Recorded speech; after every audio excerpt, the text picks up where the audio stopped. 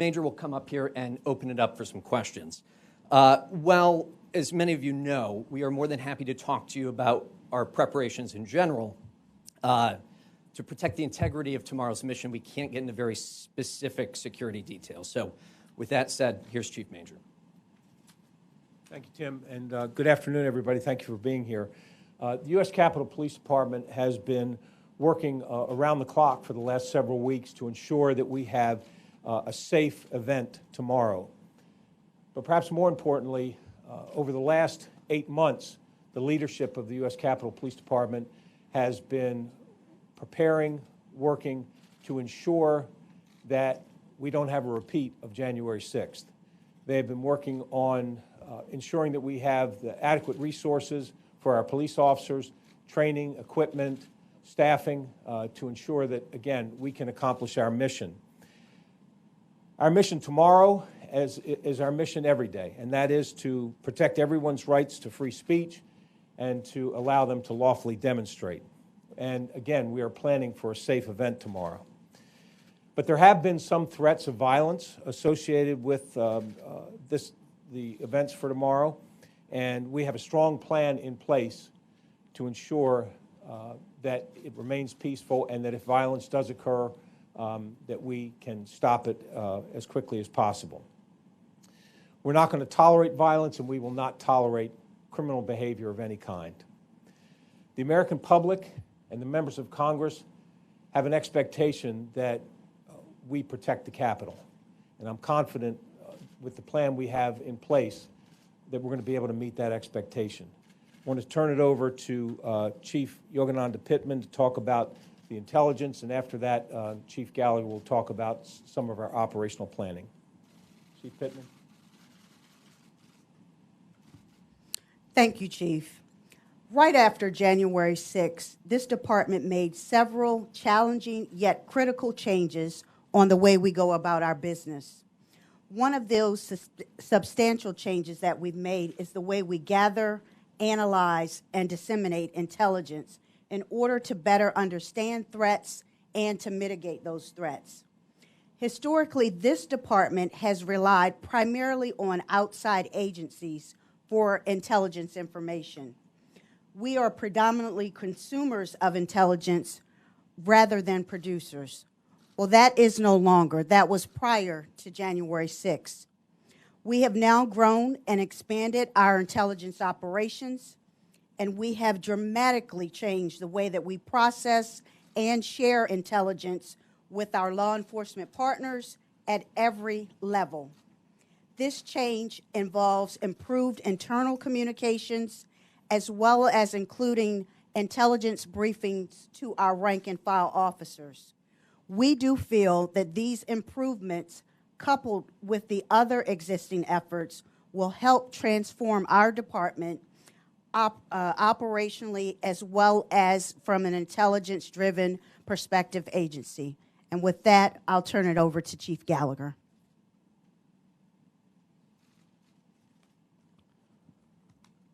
Thanks, Chief. Good afternoon, everyone.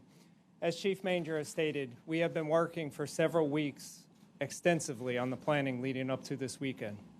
The internal planning that we've done has included multiple training exercises for our civil disturbance units, scenario exercises for our command staff, as well as detailed briefings for all of our officers. Our officers are ready. We have already transitioned into an enhanced security posture on Capitol grounds, as you can see by the security fence and various other security measures that are in place.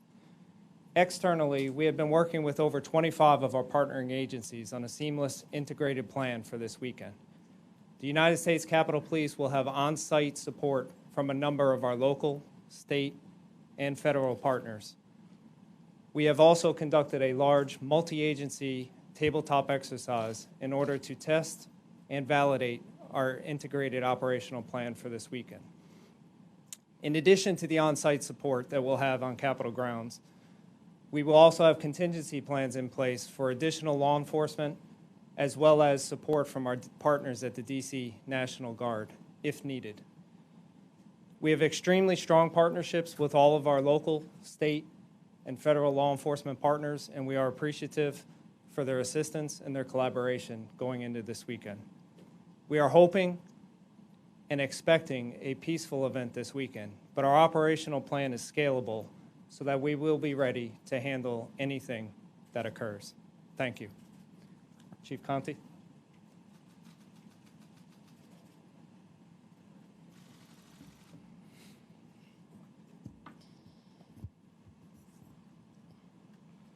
I'm Robert J. Conte III, Chief of Police of the Metropolitan Police Department.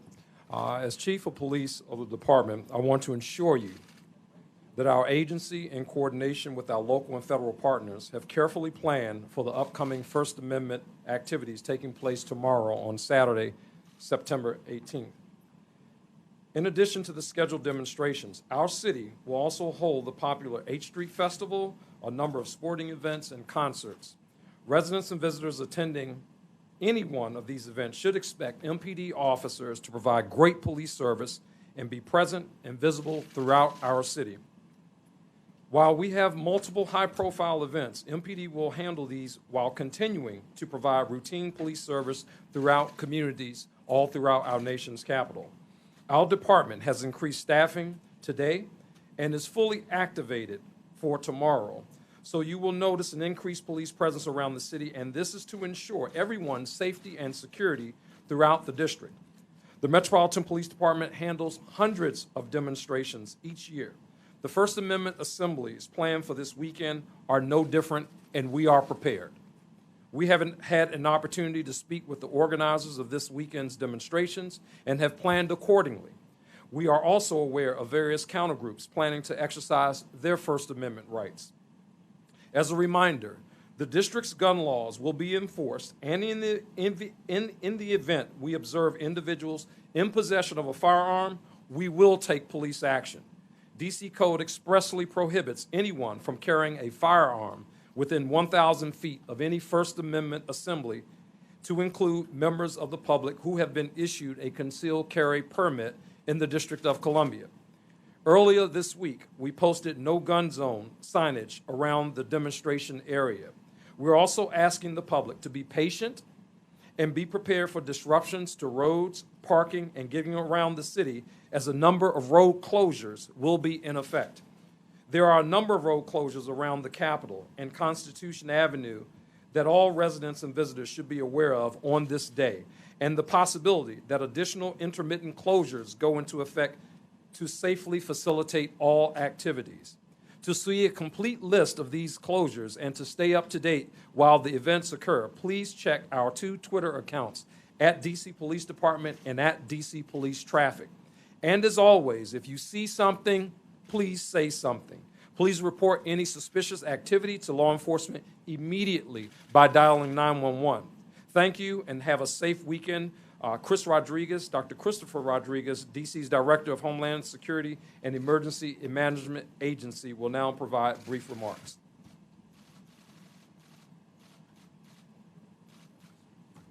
Thank you, Chief Conte, and thank you, Chief Manger, for having public safety representatives from the city here today. Good afternoon. My name is Chris Rodriguez. I'm the Director of DC's Homeland Security and Emergency Management Agency. As the host of our federal government, the District of Columbia plays an important role in the security posture of the United States Capitol, and we stand ready to assist our federal partners. Our mayor, Muriel Bowser, is activating the District of Columbia's Emergency Operations Center, or EOC, tomorrow on Saturday, September 18th. This activation will allow district government, led by the Homeland Security and Emergency Management Agency, to establish clear coordination and communication with our local, regional, and federal partners to ensure interagency coordination, to monitor the various planned First Amendment events, and to provide situational awareness and resource management if needed. The District of Columbia is 700,000 residents strong, and we do not tolerate hate, violence, or the criminal actions of those who committed the insurrection on January 6th. Our city is open, and no matter what is happening, our public safety team, led by the Metropolitan Police Department and Fire and EMS, work around the clock with our partners in the federal level to protect the residents and visitors of our nation's capital. In fact, as the Chief mentioned, This weekend is filled with activities that showcase what makes D.C. great, from a time-honored street festival, college football, to concerts and a baseball game. Finally, we ask residents and visitors to sign up for the district's alert notification system, Alert DC. By staying informed, Alert DC is your personal connection to real-time updates on traffic, weather, and more. You can do that by signing up at alertdc.dc.gov. I'll now turn it back to Chief Major for questions. Thank you. Thank you. Yes, sir. Chief, several of you said you expect this to be a peaceful demonstration here tomorrow. So I'm wondering then if the enhanced security posture, the fence, the full activation of these officers is based on specific intelligence that it won't be, or just a desire to not leave anything to chance? I think the answer to that is all of the above. I mean, first of all, this is, I think, we would be foolish not to take seriously the intelligence that we have at our disposal. How credible it is, how likely it is, people can make those judgments, but the fact of the matter is that we are hearing some chatter that I think it would be responsible for us to plan the way we've been planning and put the precautions in place. And then, but also, this is as good a time as any to practice this model, this regional model where we get help from neighboring agencies, where we work in conjunction with the city to prepare for big events. This won't be the last time that we have this kind of preparation for an event. Yes, ma'am. Is this the new normal for every large protest that will take place? Is it going to be this level of planning? I don't know that it's the new normal in the respect that if we have information that there could be violence or there could be issues, there would be this kind of planning. It doesn't necessarily depend on the size of the event. There are events where 50,000 people are expected, and it might not have this. We might not do the same things in preparation just because of the nature of the event and the intelligence associated with it. So, yes. Chief Major, you have said that there have been some threats of violence. In your view, are those threats of violence credible? It's tough to say whether they're credible or not. We don't know with any certainty. But what we do know is that the chatter that we heard prior to January 6th obviously turned out to be, many of those threats turned out to be, in fact, credible. And so we're not taking any chances. Yes, ma'am. Less than 24 hours out, what specific types of threats of violence are you seeing? And a second question, are you factoring in the former President Donald Trump's rhetoric into your security planning? So far, the former president has not. I know that he put out a statement of support for the folks that were arrested on January 6th, but I don't know that there was a specific mention of this rally. And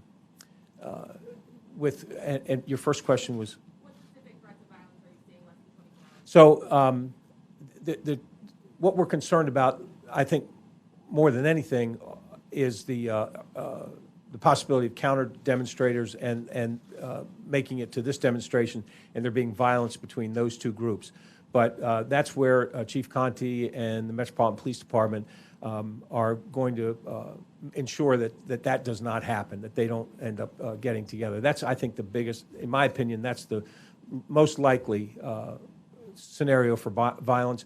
But we're also planning, just in case, any demonstration, the one at Union Square or any of the counter demonstrators, if they decide they want to breach the fence, if they decide they want to, attack law enforcement, we'll be ready for those kinds of violence. I think they're less likely.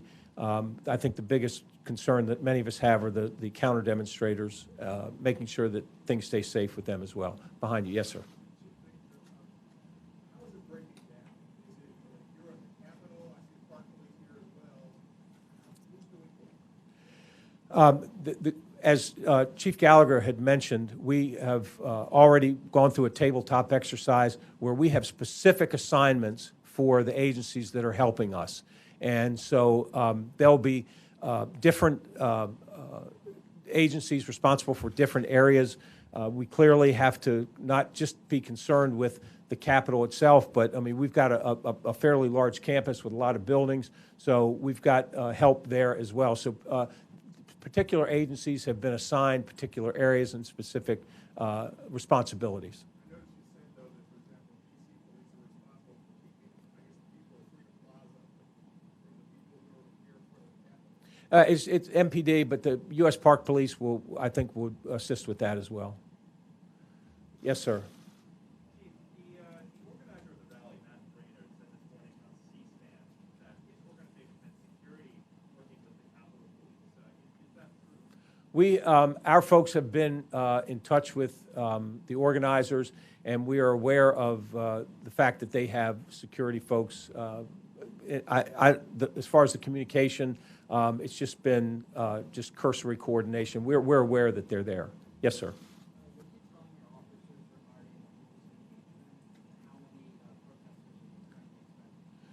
Right now, the permit asks for says 700. We don't know if it's going to be 500, 700, 1,000. We don't know how many people to expect, but we do know that the permit was for 700. Oh, I'm sorry. Look, in terms of how we engage, we handle multiple demonstrations at the Capitol and the Supreme Court every day. Every day we handle multiple demonstrations. And our rules of engagement are to allow people to peacefully protest. It doesn't matter what their cause is, what their political affiliation is. That doesn't matter. We have rules of engagement that allow people to lawfully protest. If they begin to do something unlawful, they're given warnings. If they don't heed the warnings, then we make arrests. In terms of, there's no difference in terms of our use of force policy or any of those other things. Those things are in place and don't change depending on what kind of demonstration it is. All the demonstrations are handled with the same policy, with the same rules of engagement. Again, as long as things stay peaceful, we make sure that everybody has the opportunity to exercise their constitutional rights. Yes. This is a pretty massive scale roll-up for really a short-term period of time. How practical is it to do this kind of a ramp-up every time you get this sort of intelligence? And have you given any thought to more permanent solutions to this problem? Like, for instance, does there need to be a permanent fence around the Capitol to prevent you from having to ramp up like this every time? So I don't think there needs to be a permanent fence around the Capitol, but that's not my call to make. And I don't see this as we're not going to plan this kind of operation for every again. We have multiple demonstrations every day, but this is again, as I said before, this is much an opportunity to practice this plan. So in case we need it, we've been through it once or twice. And but I think that we're going to use it when it needs to be used. But 99% of the demonstrations that we handle are handled without this kind of planning. Yes, sir. Two questions. I mean, one, in this intelligence, are you worried about, what we sort of saw on January 6th, where you had groups of people that came in with an intent to do something, or are you worried about lone wolf sort of individual actors looking to capitalize the crowd? And second question, what are you saying to your officers, some of whom are still dealing with the trauma and the stress and the fallout from January 6th? Guys, men and women who are on the line sort of abandoned, and that they're going to be back out there again? So first, answer your first question is both. We are concerned about and aware of and planning for both of those scenarios. For your second question, Chief Gallagher has been going to roll calls for at least the past week, if not longer, and we're trying to get in front of every single police officer in the U.S. Capitol Police Department. And the reason was to brief them on our plan. And the whole purpose behind that was to instill confidence that the department has prepared for this event, and that they will have the resources, the training, the equipment, and we will have the staffing that we need so that everyone, including the police officers working this event, can remain safe. Yes, ma'am. Something in the Supreme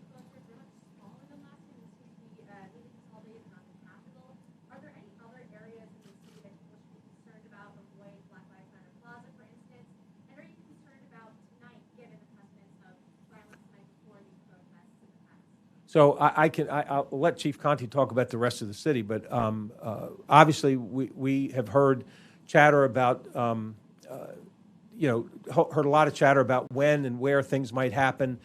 But our operational plan began 2 days ago. So we have an operation ongoing tonight, as we've had the past couple of days. Yes.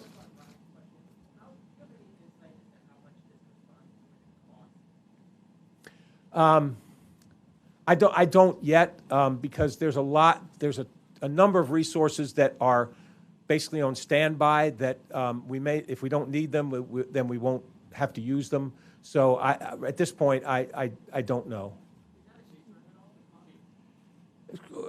There's a lot of people that are concerned about the cost. And I'm not. I understand that's a concern, and that I have to pay attention to that. But my bigger priority is the safety and security of the folks demonstrating, the safety and security of the Capitol.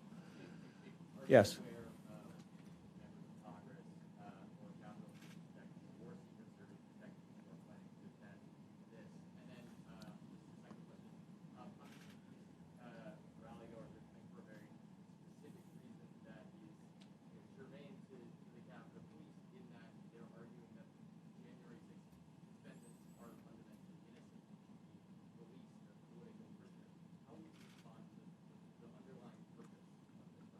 So I'm not aware of any elected officials that are planning to attend. There were a few that were invited. To my knowledge, all of them have declined.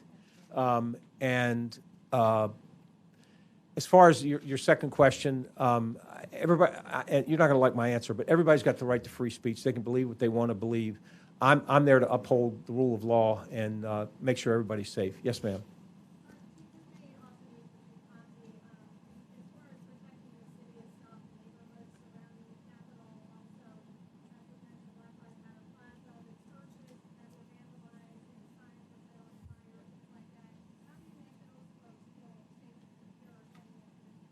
I'm going to let Chief Conti answer that, but I will tell you that I attended the First District Citizen Advisory Committee meeting. It was a virtual meeting, but I attended because I wanted to assure the folks, the residents that live around the area, that we were concerned about their safety as well, and I informed them about some of the things that we were doing that might impact the neighborhood. So we are trying to be good neighbors.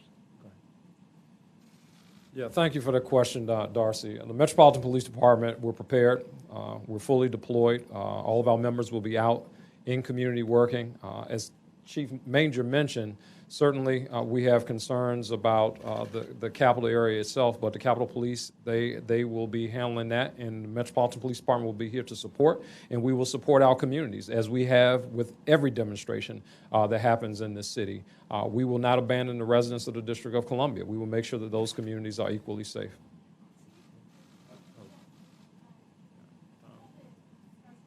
I can't, I'm sorry.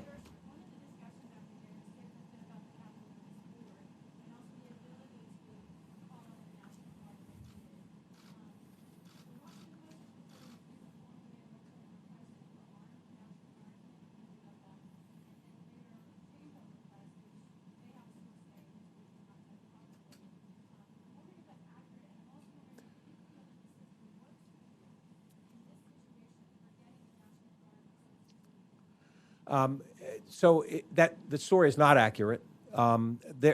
Anytime, first of all, the Capitol Police Board has been nothing but helpful. They have been nothing but supportive, and they have. The only questions they have for me is, what do you need? What can we get? What can we do for it to help you? And so when we talked about the issue about calling putting the National Guard on standby or calling for the National Guard assistance, we had a discussion, and everybody had different perspectives and different thoughts about it, and we had a discussion. This is what happens when you have people that are responsible for this kind of decision. We had a discussion, and in the end, we were all in agreement for what we asked for. Which is what? Can you clarify the situation on the National Guard? Our request for assistance will be if the event goes longer than we think, if longer than we think it'll go, they would be available to help us to secure the area around the Capitol. But if the event comes and goes, there'll be no call to them for assistance. Worst case scenario option kind of thing? Well, no, as I said, if it goes longer for whatever reason, we could call them to help us secure the perimeter of the Capitol. Yes, sir. Will they be armed? Will they be armed? No, we're not asking for them to be armed. And I'm sorry, I can't hear you.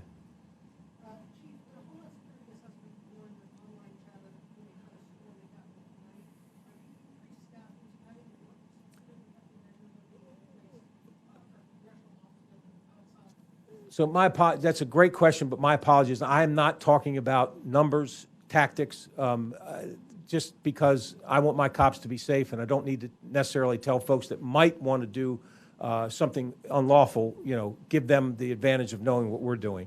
But the answer to your question is yes, we are aware of that, and yes, we are prepared. Yes, in the back, sir.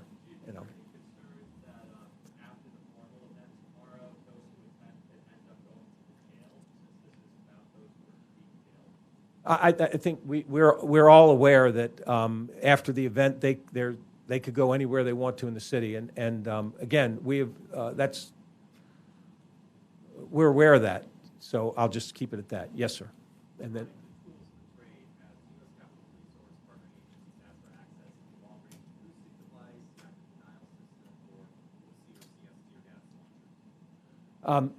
Again, I don't. Those kinds of details only, we'll talk about them afterward. If we use anything we use, we'll be happy to talk about. But at this point, I'm not talking about those kinds of things. Yes, ma'am. I'm sorry.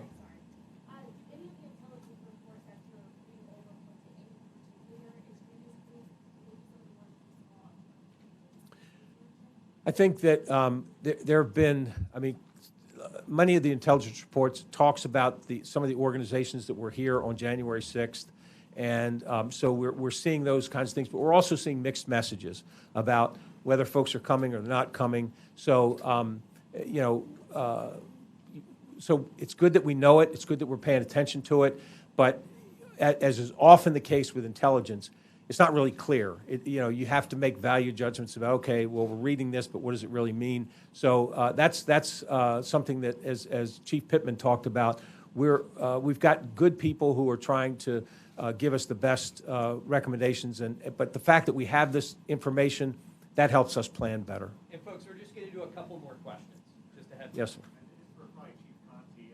You're getting some calls about the 8th Street Festival, people who live in that area worried about clashes and that sort of thing. So can you talk about, are you worried about that, and what are you taking to make sure that the crowd is separate? Well, the 8th Street Festival is a festival that's been happening in the District of Columbia for several years now. We expect it to go on, and then people who attend are going to enjoy themselves. Again, we're prepared. We have contingency plans for any possible disruptions, and that's pretty much where we are. Yes, sir. For Chief Conti, you really tried to park from Freedom Plaza and the Capitol before they Well, as Chief Manger kind of mentioned, we won't disclose our tactics necessarily. We are aware of, obviously, if groups are able to interact, we certainly want them to have sight and sound of each other if need be. But we won't disclose the particular tactics that we're going to use to try to mitigate any potential issues there. All right, folks, we're going to do one more question. Fine. I'm not going to pick one. I'm going to let both these folks in the back. So either one of you, each can ask a question. I'm sorry. Keep going. We're aware of three. How about I take it on? We're aware of three groups, and two of the groups haven't had much of a history of violence. One of them has had some clashes, before. So we're aware of 3 groups that may be doing counter protesters. Yes, ma'am.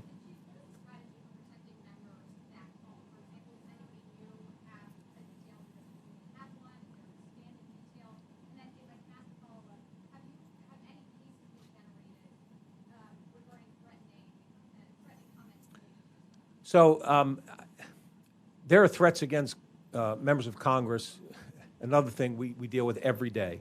And we have not had really anything that has specifically been tied to the rally tomorrow, but there have been, we have, just in the last few days, we've had a number of threats, specific threats come in against specific members of Congress. So we're going to handle those the same way we always handle those. And there's nothing different about the way we're going to deal with those because of the rally tomorrow. Thank you all very much. Appreciate it. All right, folks, so right now our plan is to not hold another news conference over the weekend unless something newsworthy happens, in which the same thing that we've done over the last couple incidents. We'll communicate with you over Twitter, the time, the location. We'll try to give you a heads up. We're also going to be using Twitter, as we normally do during any kind of major event, to communicate with you all and provide any information the public or you all folks might need. So stay safe tomorrow, and thank you for coming.